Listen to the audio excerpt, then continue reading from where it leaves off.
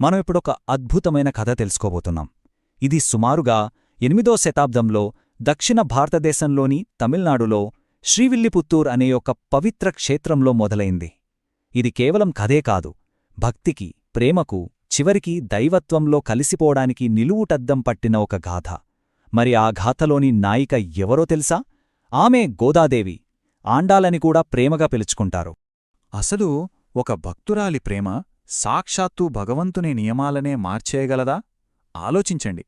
మనం ఇప్పుడు తెలుసుకోబోయే కథకు ఇదే గుండెకాయ.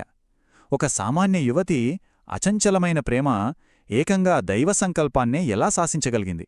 సరే, పదండి ఈ కథలోకి లోతుగా వెళ్దాం. అద్భుతమైన ఆవిర్భావం. అవును, ఈ దివ్యమైన కథ మొదలవడమే ఒక అద్భుతంతో మొదలవుతుంది. ఎందుకంటే గోదాదేవి జననం అస్సలు సాధారణమైనది కాదు. విష్ణుచిత్తుడు, ఆయన్నే పెరియాళ్వార్ అని కూడా పిలుస్తారు, ఒక గొప్ప భక్తుడు. ఆయన జీవితమంతా శ్రీమన్నారాయణుడి సేవకే అంకితం. రోజూలాగే ఆ రోజు కూడా స్వామి పూజ కోసం తన తులసి తోటలోకి వెళ్లారు. అక్కడ ఒక తులసి మొక్క కింద ఒక పసిపాప దివ్యమైన తేజస్సుతో వెలిగిపోతోంది. ఆ పాపను చూసి ఇది సాక్షాత్తూ ఆ భగవంతుడే తనకిచ్చిన వరమనుకున్నారు. వెంటనే ఇంటికి తీసుకెళ్లి కోదై అని పేరు పెట్టారు. సంస్కృతంలో దీనికే గోదా అని అర్థం, అంటే భూమి ఇచ్చిన కానుక అని. అలా భూదేవి అవతారమే గోదాదేవిగా ఈ భూమిమీదకు వచ్చింది. ఇక పెరియాళ్వార్ రోజూ గోదాకు రామాయణం, భాగవతం లాంటి కథలు చెప్పేవారు. ఆ కథలు వింటూ పెరిగిన ఆ చిన్నారి మనసులో శ్రీకృష్ణుడి రూపం బలంగా నాటుకుపోయింది. ఆ శ్రీకృష్ణుడే శ్రీరంగనాథుడు. ఆమెకు బాల్యం నుంచే ఆయనమీద అంతులేని అచంచలమైన ప్రేమేర్పడింది. అంతే, తన మనసులో ఆయననే తన భర్తగా ఊహించుకుంది. ఇప్పుడు గోదాదేవి కథలో చాలా ముఖ్యమైన, చాలా ఆసక్తికరమైన ఘట్టానికి వచ్చేశాం.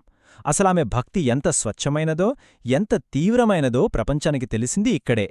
ఆమె తండ్రిగారు రోజూ స్వామివారి కోసం అందమైన పూలమాలలు కట్టేవారు కదా. అయితే గోదా ఏం చేసేదో తెలుసా?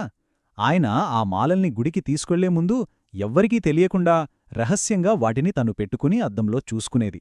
ఆ రంగనాథుడికి నేనే వధువుని, ఆయనే నన్ను పెళ్లి చేసుకుంటారు అని మురిసిపోయేది. ఇది కేవలం ఒక ఆట కాదు, అది ఆమె స్వచ్ఛమైన ప్రేమకు, భక్తికి ఒక ప్రతీక. కాని ఒకరోజు ఈ రహస్యం బయటపడిపోయింది. ఎలాగో తెలుసా? సాక్షాత్తు శ్రీరంగనాథుడే పెరియాళ్వార్ కలలో కనిపించి ఇలా అన్నాడు: విష్ణుచిత్తా, ఈరోజు నువ్వు తెచ్చిన మాలల్లో ఏదో ప్రత్యేకత ఉంది. అది నీ కూతురు పెట్టుకున్న మాల. ఆమె ప్రేమవల్లే ఆ మాలలకు అసలైన సువాసనొచ్చింది. ఇకనుంచి ఆమె ధరించిన మాలలనే నాకు తీసుకురా అని ఆజ్ఞాపించాడు. చూడండి కథ ఎలాంటి మలుపు తిరిగిందో. ఆ దైవిక సంఘటన తర్వాతే గోదాదేవికి సూడికొడుత్త సుడర్కొడి అనే ఈ గొప్ప బిరుదు వచ్చింది. తమిళ్లో దీనర్థమేంటంటే తాను ధరించి ఇచ్చిన తేజోమయి. చూడండి, మనం అపవిత్రం అనుకునే ఒక పని భగవంతుడి దృష్టిలో స్వచ్ఛమైన ప్రేమకు చిహ్నంగా ఎలా మారిందో. భక్తుడి ప్రేమకు భగవంతుడు ఎంతలా లొంగిపోతాడో చెప్పడానికే ఇంతకంటే గొప్ప ఉదాహరణే ఉంటుందా? గోదాదేవి భక్తి కేవలం పూజలతో, మాలలతో ఆగిపోలేదు. ఆమె తన ప్రేమను, తన ఆర్తిని అద్భుతమైన కవిత్వంగా మార్చింది. సరే, ఇప్పుడు ఆమె సాహిత్య వారసత్వం గురించి చూద్దాం. 30, కేవలం 30. ఆమె భక్తి ప్రవాహం తిరుప్పావై అనే ఒక అద్భుతమైన కావ్యంగా మారింది. అందులో ఉన్నవి కేవలం 30 పాశురాలే. పాశురాలు అంటే తమిళ్లలో భక్తి పద్యాలు. కాని ఆ 30 పద్యాలు వైష్ణవ సంప్రదాయంలో వేదాలతో సమానంగా చూస్తారు. సంఖ్య చిన్నదే కావచ్చు, కాని దానిలో ఉన్న ఆధ్యాత్మిక లోతు, తత్వశాస్త్రం మాత్రం అపారం. చూడండి, ఈ తిరుప్పావై నిర్మాణం ఎంత అద్భుతంగా ఉందో. ఇది కేవలం పద్యాన సంకలనం కాదు, ఇదొక ఆధ్యాత్మిక ప్రయాణానికి మ్యాప్ లాంటిది. మార్గశిర మాసంలో కృష్ణుణ్ణి ప్రేమించిన గోపికలు ఆయన్ని పొందడానికి చేసే ఒక వ్రతాన్ని ఇది వర్ణిస్తుంది. భక్తితో మొదలుపెట్టి మోక్షం వరకు ఎలా వెళ్లాలో దారి చూపిస్తుంది.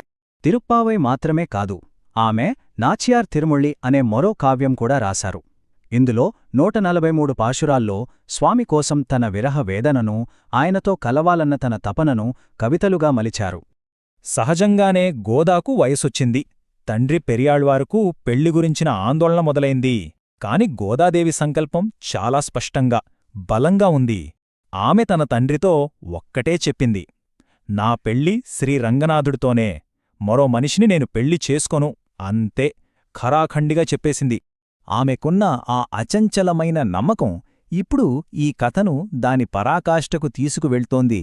ఒక భక్తురాలు తన భగవంతుడినే భర్తగా ఎలా పొందిందో చూద్దాం రండి. ఆ భగవంతుని ఆజ్ఞ ప్రకారం పెరియాళ్వార్ తన కూతుర్ని పెళ్లికూతురుగా అలంకరించి పల్లకీలో శ్రీరంగానికి బయల్దేరాడు. దారి పొడవనా ప్రజలందరూ ఆ దివ్యమైన వధువును చూసి నమస్కరించారు. ఇక శ్రీరంగం చేరగానే ఆలయ అర్చకులు పూర్ణకుంభంతో స్వాగతం పలికారు. వేదమంత్రాలు ఒకవైపు, తిరుప్పావై పాశురాలు మరోవైపు మారుమోగుతుండగా ఆమె నెమ్మదిగా గర్భగుడివైపు నడిచింది. గర్భగుడిలోకి వెళ్లిన గోదాదేవి నేరుగా శ్రీరంగనాథుని విగ్రహం దగ్గరకు నడిచింది. ఆ విగ్రహాన్ని గట్టిగా కౌగిలించుకుంది. అంతే, ఒక మహాద్భుతం జరిగింది. అందరూ చూస్తుండగానే ఆమె శరీరం నెమ్మదిగా ఆ విగ్రహంలోనే కలిసిపోయింది. ఆమె భౌతిక రూపం మాయమై తన ప్రియమైన స్వామితో శాశ్వతంగా ఒక్కటైపోయింది. గోదాదేవి భౌతికంగా మన మధ్య లేకపోయినా ఆమె కథ, ఆమె భక్తి, ఆమె కవిత్వం ఈ రోజుకీ మనతోనే ఉన్నాయి. మరి ఆమె మనకు అందించిన వారసత్వం ఏంటో ఇప్పుడు చూద్దాం. వైష్ణవ సంప్రదాయంలో 12 మంది ఆళ్వార్లు ఉంటారు. ఆళ్వార్లు అంటే భగవంతుని భక్తిలో పూర్తిగా మునిగిపోయినవారని అర్థం. అయితే ఈ 12 మందిలో గోదాదేవి స్థానం చాలా ప్రత్యేకం. ఎందుకంటే మిగిలిన 11 మంది పురుషులు. ఆళ్వార్లలో ఏకైక స్త్రీ సాధువు ఆమె మాత్రమే. ఆధ్యాత్మికతకు లింగభేదం లేదని చెప్పడానికి ఇంతకన్నా గొప్ప నిదర్శనం ఏముంటుంది?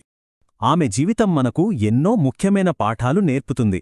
అసలైన భక్తి అంటే బయటకు చేసే ఆచారాలు కాదు, అది మనసులోంచి రావాలని చూపించింది.